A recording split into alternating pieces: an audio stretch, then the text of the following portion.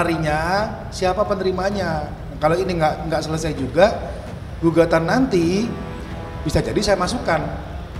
Saya akan bawa ini ke kejaksaan, saya bawa ini ke pajak, saya bawa ini ke polisi. Karena mereka sudah saya kasih waktu dari bulan September. Ulama-ulama sudah memberi waktu sekian lama nggak dihargai. Dan apa yang harus kita lakukan ketika kita melihat uang umat, uang milik Allah tidak bisa diperjualkan dan diduga digunakan untuk kepentingan pribadi.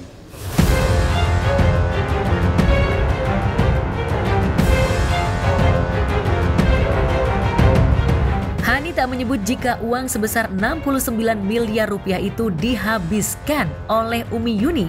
Ia hanya meminta jika dana yayasan itu diaudit, serta tanah wakaf yang kini menjadi sengketa antara keluarga dan juga pihak Umi Yuni segera diselesaikan.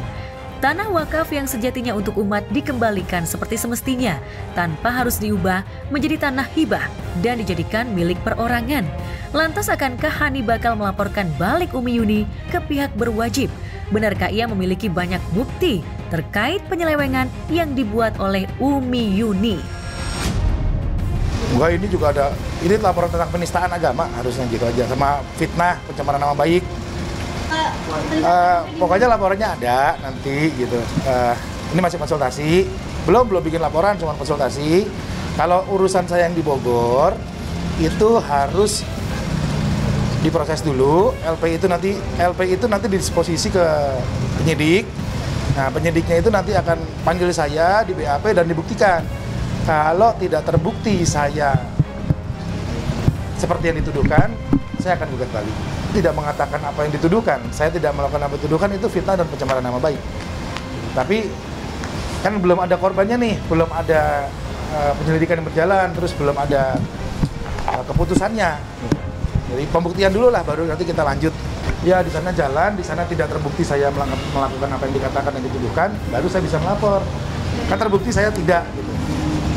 Ya atau tidak di sana dulu dibuktikan.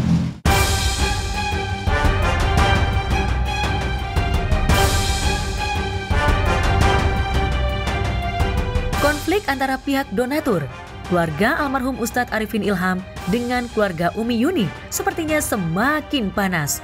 Sikap saling lapor pun sepertinya tak terelakkan lagi. Ditambah kini Umi Yuni sudah tak lagi menjadi bagian dari keluarga Ustadz Arifin Ilham lantaran sudah menikah kembali dengan Abah Agam. Maka keluarga meminta Umi Yuni untuk tak lagi tinggal di kawasan Az-Zikra Sentul maupun lepas dari kepengurusan Yayasan Az-Zikra yang di Gunung Sindur. Lantas benarkah Alvin Faiz yang menjadi penengah keluarga selama ini tak mampu mendamaikan?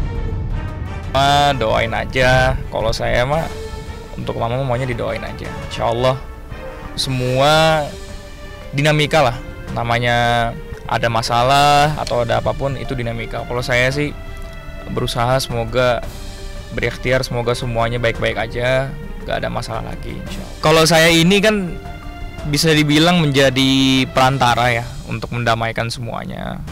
Semuanya yang saya pengennya damai, saya kontakkan dan komunikasi masih jalan dengan semuanya. Saya juga paham maunya nenek itu seperti apa, dan itu semua untuk kebaikan. Begitu semua untuk kebaikan, dan insya Allah nanti kita tunaikan semua gitu. Kalau mama itu masih di Aceh dan baru pulang ya, kemarin baru dari Aceh baru pulang. Maksudnya keberadaan sekarang iya, baru pulang dari Aceh, baru nganterin adik baru nganterin adik. Cuman saya nggak tahu kalau sekarang mama di mana. Saat ini masih beliau di Dewan Pembina dengan ketiga istri lainnya, sama ketua pembinanya adalah Ustadz Abdul Syukur. Tiga-tiga pembina ini tiga-tiganya keluarga, ibu dan anak. Yayasan nggak boleh diisi oleh tiga pembina itu. Harusnya ada yang dulu disepakati dengan para ulama. Yayasan diisi oleh tiga unsur: keluarga, ulama, dan donatur. Ini Agustus dibuatnya, kok malah kita kasih waktu tidak ada audit, lalu malah merubah susunan yayasan, memasukkan Muhammad Askanazan. Ini Muhammad Askanazan ini umurnya belum 21 dan tidak cakap hukum. Nanti biar kita buktikan di pengadilan. Mama itu minta Bu Yuni, karena kamu sudah bukan istri Ustadz dan warisanmu sudah banyak, kan Bu Yuni punya penginapan, rumah mewah aja paling sedikit ada 4 ya. di Mediteran, di rumah koboi, pakai kolam renang semua itu rumah. Mobil banyak. Kalau masukan dari Ustaz Abdul Somad, langsung nih Ustaz Abdul Somad mengatakan ketika beliau mengetahui dengan bukti-bukti lengkap, ada kok transferannya juga, bahkan orang banknya sudah ketemu Ustaz cuma pesan 3, laporkan, pidanakan, penjarakan.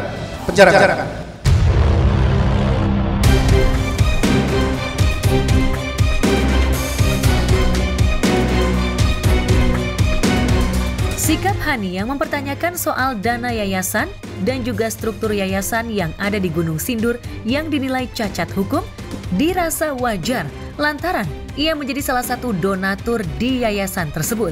Kakak ipar mendiang Ustadz Arifin Ilham, Nazmi Bawazir, juga berharap jika semua masalah ini bisa diselesaikan dengan tabayun agar konflik kepentingan itu bisa diselesaikan dengan damai tanpa harus melibatkan aparat kepolisian.